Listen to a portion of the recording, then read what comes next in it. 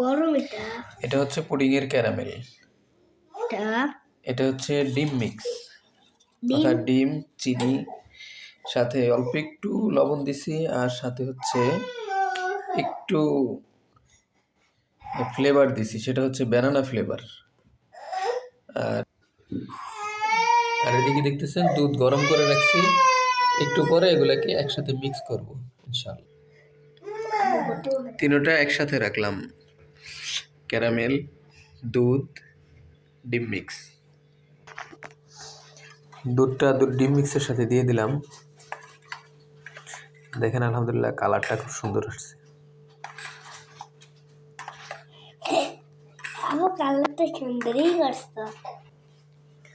যেহেতু একলা মানুষ, নিজেই শখ লাগতেছে, এজন্য বানাচ্ছি। এজন্য সাথে আশেপাশে কেউ নাই, একাই বানাচ্ছি। এক হাতে মোবাইল ধরছি, আর এক হাতে বানাচ্ছি, তো যার কারণে সব কিছু একাই করতে হচ্ছে, চাকরিটা ধরার কেউ নাই।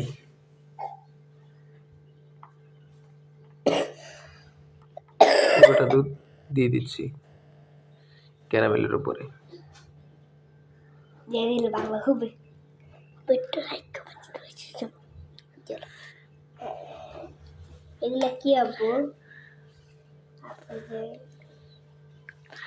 একটু ছেঁকে দিচ্ছি, দেখি সবাই মোটামুটি যারাই বানায় তারা ছেঁকে দেয়, তা আমি দেখি এটার আসলে কি ফায়দা। দেখুন এখন এই যে ছোট একটা ফ্রাই প্যান বসায় দিলাম, ফ্রাই প্যানটার উপরে একটা দিয়ে দিলাম, যদিও এটা ঠিক মতো এখানে বসতেছে না, তাই উল্টো করে দিলাম। মনে হচ্ছে যে হবে, দেখি কেমন হয়। এক গ্লাস পানি দিলাম, মোটামুটি এইটুকু পানিতে হয়ে যাবে আশা করা যায়। এবার মিক্সটা দিয়ে দিলাম, ক্যারামেল পুডিং মিক্সটা দিয়ে দিলাম। ঢাকনাটা দেওয়ার পরে আশেপাশে কিছু ফাঁকা আছে,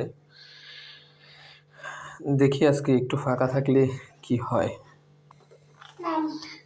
যেহেতু ফ্রাই প্যানের ঢাকনাটা দিয়ে হচ্ছে না, এই জন্য একটা ছোট প্লেট দিয়ে। এই যে আমাদের পুডিংটা হয়ে গেছে, এখন পুডিংটাকে প্লেটে নিব। একটু নরম হয়ে গেছে, এই জন্য প্লেটে নিব। আপনারা সবাই দেখতে থাকেন। এই দেখেন জিনিসটা উল্টে ফেললাম, এখন আস্তে আস্তে করে উঠাচ্ছি। বিসমিল্লাহ।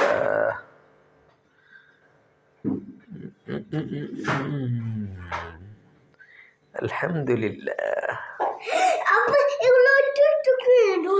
খুব সুন্দর হয়েছে। সাইডে যে ক্যারামেলগুলো অনেক রয়ে গেছে, কিন্তু আলহামদুলিল্লাহ অনেক সুন্দর হয়েছে। সবাই দোয়া করবেন, ভালো লাগলে বেশি আমাদের এটা দেখবেন।